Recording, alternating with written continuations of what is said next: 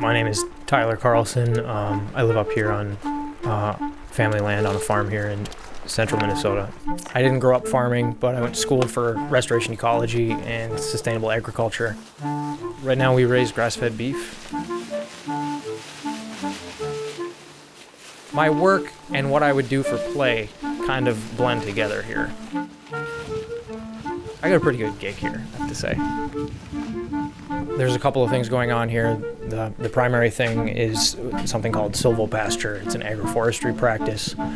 So we're bringing timber and pasture together on the same piece of land, at least in this site. You know, the trees are providing some benefits to the cows. They're gonna get a reduced heat stress in the high heat of summer. They can stay drier, which is a big deal for cattle. Keeping a dry coat in the winter is very important. The idea is to optimize the system for production as well as the environmental and ecological benefits that come along with it. Red pine and white pine are trees that are fairly drought tolerant, and probably we know that they can grow fairly well here, so we go out and we put bud caps on, which is just putting a piece of paper around the terminal bud of the pine tree so that as the deer are out there in the winter, they will browse whatever they have access to, and as long as you protect that terminal bud, that tree will continue to grow taller every year.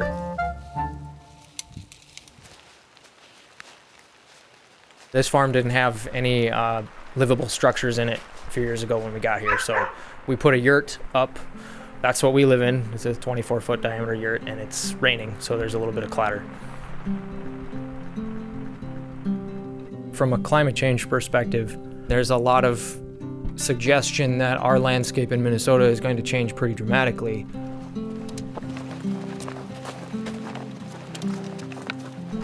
We need rain.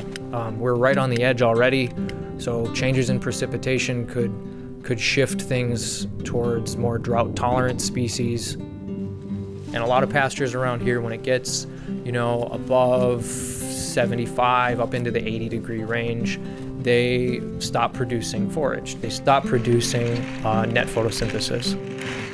And so if you can keep those plants cooler, you can optimize the growing conditions for the forage, leading to better gains on your cattle.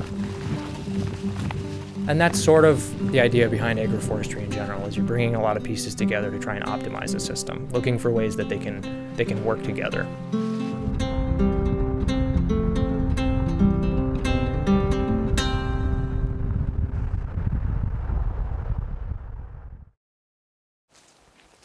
Well, first and foremost, I thought it was great. Tyler was talking about installation of trees and using multiple land cover type areas for his beef cattle to graze. And that's a great example of an adaptation technique where a business owner is actually trying to look for ways to cool his cattle to keep your business going.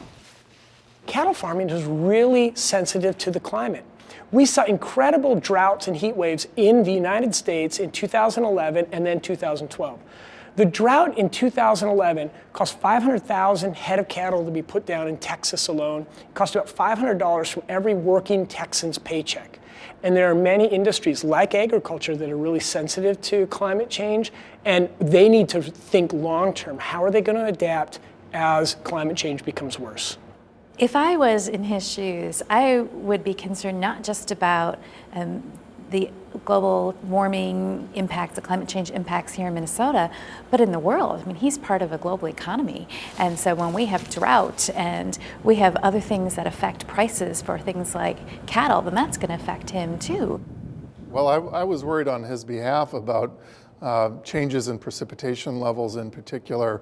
Now, maybe grazing cattle is not going to be as impacted as crop production might be, for example, but I would certainly be concerned about anyone that relies on feed for their animals, that getting it during extreme drought periods can be not only difficult, but very costly as well.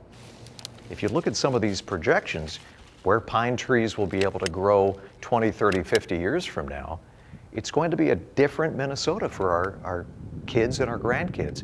In fact, there's research from the University of Minnesota, still preliminary, suggesting that we're going longer between storms. We're actually seeing fewer storms in the summer.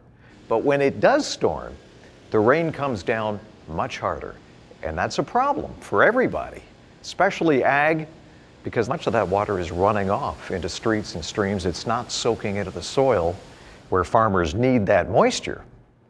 People's choices about how they live their life and what kind of impact they make on the climate is really the result of the system that they have to live in.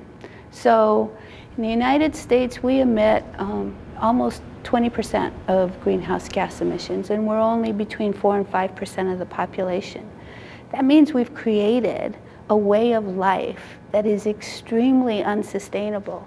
Now, as an individual, you may have not done that yourself, but you have the capacity now to engage in policy work in terms of collective with your community to try and change those systems that you now have to live in.